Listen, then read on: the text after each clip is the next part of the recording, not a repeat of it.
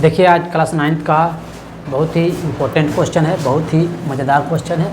देखिए क्वेश्चन क्या है, समान ऊंचाई वाले दो शंकु, समान ऊंचाई वाले दो शंकु की त्रिज्याएं 1:2 है।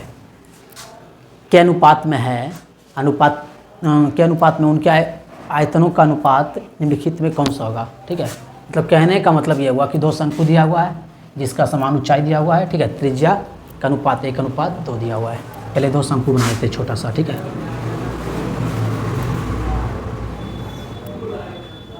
और ये फर्स्ट शंकु ये है। ठीक है, दूसरा शंकु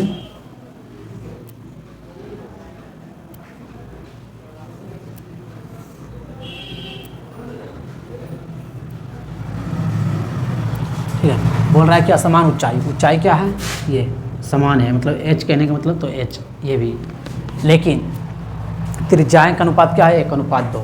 अगर इसका त्रिज्या कहने का मतलब इसका त्रिज्या r बराबर 1 है तो इसका त्रिज्या r बराबर 2 है, बस यही है।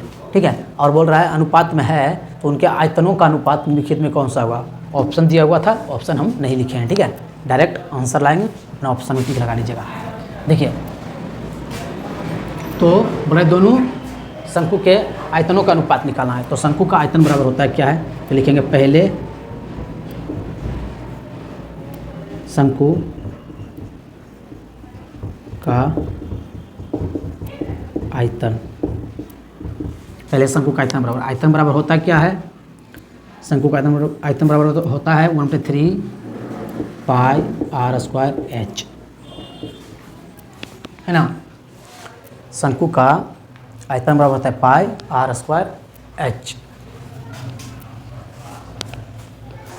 अच्छा यहाँ पे देखिए, अगर हम 1/3 पाई का मान पाई रखेंगे, r बराबर 1 दिया हुआ है, पहला शंकु में r बराबर 1 दिया है, तो 1 का स्क्वायर तो 1 ही होता है, तो 1 ही लिख देते हैं, और h ऊंचाई ये आ गया है। ठीक है, कोई दिक्कत नहीं।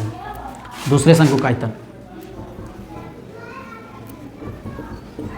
दूसरे शंकु का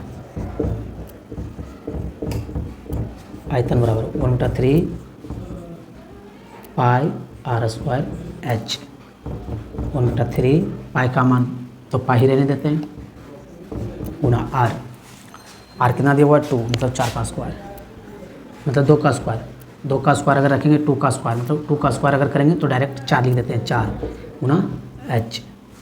ठीक है, तो ये आ गया है। अब दोनों का आयतनों का अनुपात निकालते हैं। ठीक है, तो आयतन का अगर अनुपात निकालेंगे तो पहले बेलन का आयतन बटे दूसरे बेलन का आयतन, अनुपात यहाँ निकाल लेते हैं। ठीक है, कोई दिक्कत नहीं होना चाहिए, यहाँ पे साइड में निकाल लेते हैं। अच्छा ये देखिए, आयतन बराबर अनुपात बराबर,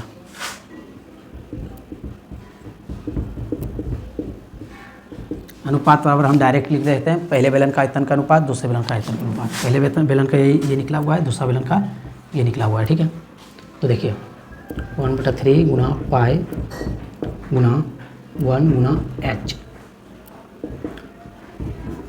बटा दूसरे का, क्योंकि अनुपात निकाल रहे हैं तो बटा दूसरा, है ना। दूसरा का क्या निकला हुआ है 1/3 गुना पाई गुना 4 गुना h कट गया, पाई